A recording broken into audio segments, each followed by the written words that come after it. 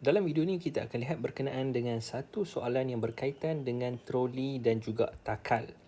Di sini kita ada sebuah troli, kemudian kita ada takal dan kita juga ada pemberat. Dan dalam situasi ini, jisim troli ini cikgu tuliskan sebagai MT, merujuk kepada jisim troli bersamaan dengan 1.2 kilogram. Okey, dan kemudian troli ini dia memecut ke sebelah kanan. Okey, jadi pecutan troli itu adalah 4.0 meter per saat kuasa -2. Okey, jadi disebabkan oleh dia memecut ke sini 4, maksudnya pemberat ini juga memecut ke bawah sebanyak 4 meter per saat kuasa 2. Okey, jadi ini sama juga dengan pecutan bagi pemberat tu. Okey, dan kita juga ada lagi satu iaitu daya geseran. Okey, daya geseran cikgu tuliskan Fg bersamaan dengan 6.0 Newton. Okey, jadi daya geseran itu dia berada di sini, iaitu dekat troli itu dia bergerak menentang pecutan troli tersebut. Jadi soalan dia adalah yang pertama kita perlu lakarkan gambar rajah bebas untuk situasi ini. Okey, jadi untuk kita lakarkan rajah bebas kita boleh lukis dekat sinilah. Okey, jadi kita lukiskan dia. Yang pertama kita ada tegangan tali.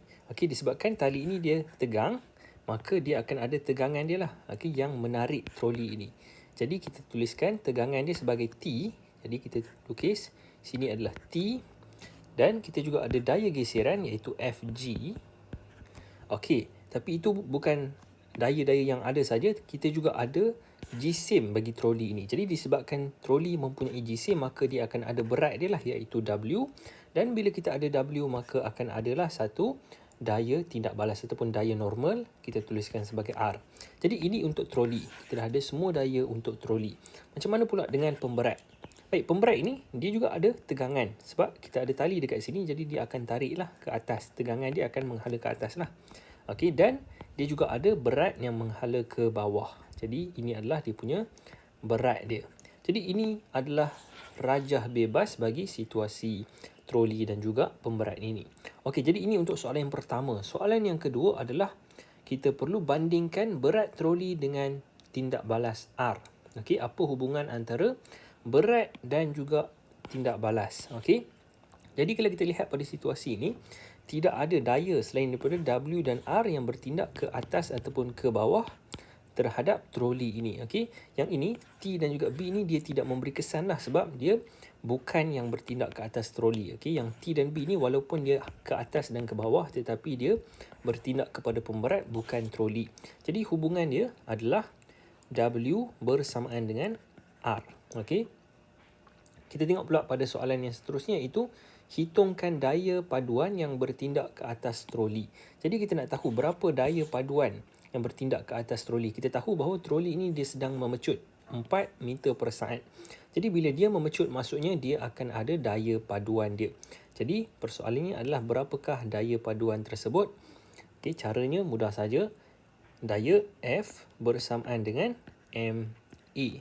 Jadi kita ada dia punya jisim iaitu 1.2 darablah dengan dia punya pecutan iaitu 4.0, maka jawapannya adalah 4.8 Newton. Okey, jadi ini untuk soalan yang kedua. Sekarang kita lihat pula pada soalan yang ketiga. Jadi kita lihat pula pada soalan yang keempat, iaitu berapa tegangan tali ini. Okey, berapa tegangan yang ditindakkan ke atas troli. Macam mana kita nak hitung? Mudah saja, kita hanya perlu lihat pada daya paduan dan juga daya geseran dia. Kalau kita lihat, daya paduan ini disebabkan troli memecut ke sebelah kanan menentang geseran, maka daya paduan dia adalah ke sini.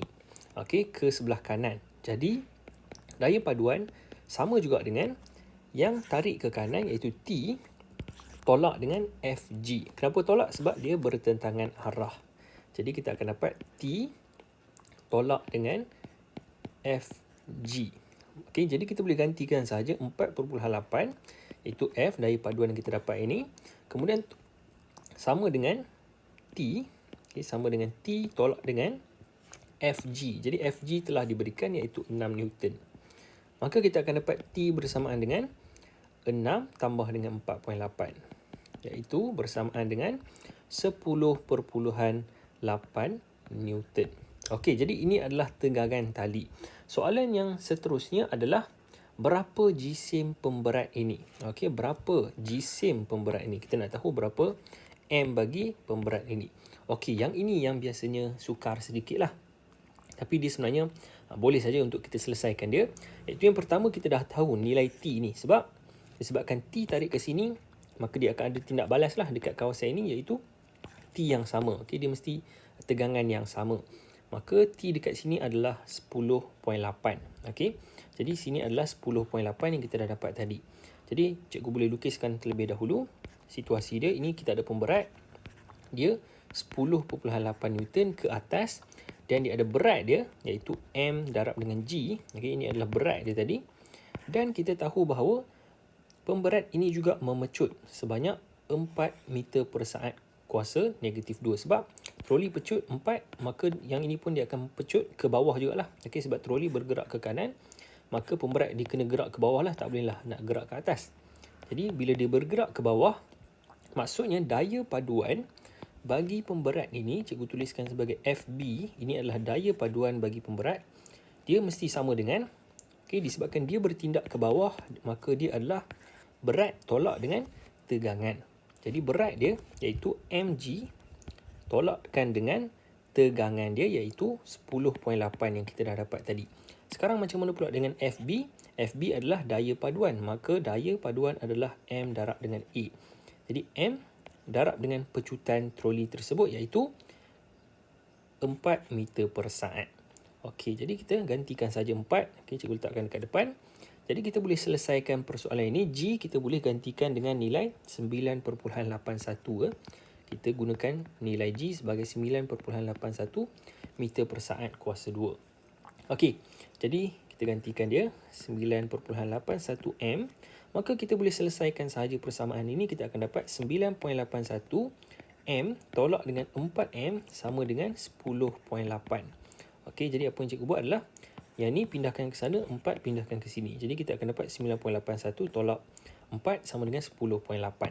Okey, jadi kita boleh dapat M 9.81 tolak 4.